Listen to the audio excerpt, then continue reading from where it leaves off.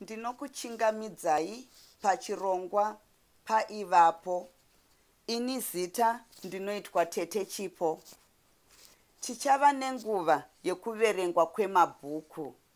Mabhuku enyaya, ngano, tsumo, madimikira nezvirevo. Mabhuku edu mabhuku akanyorwa nezvizvarwa zvenyika yeZimbabwe.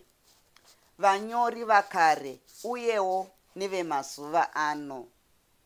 Tichange tichiyeuchidzana nziyo dzataiimba tichitamba mahumbwe. Vamwe venyu munogona kunge muchiti, ko chiiko chakaita kuti Tete Chipo vatange chirongwa paivapo? Ini ndiri mudzimai wechidiki agara mudhayasipora kwemakore 12.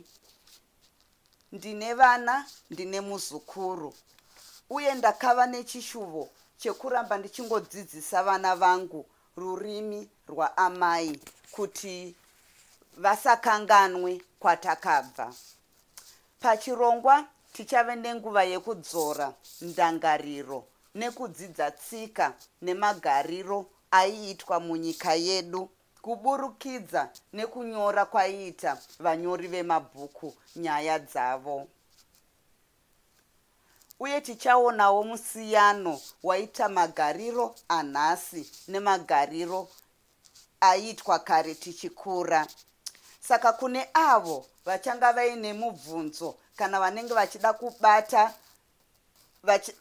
kubata tete kuti vataure zvavanoda kutaurawo pachirongwa chedu, makasununguka kuti nyorerawo email paemail inoti paivapokare@gmail.com paivapokare@gmail.com. inonyorwa namavara madiki. Saka ndinotarisira kuti tichange tine nguva yekutandadzana tichifara tichidzora ndangariro dzedu mumazuva mashomanana ari kutevera.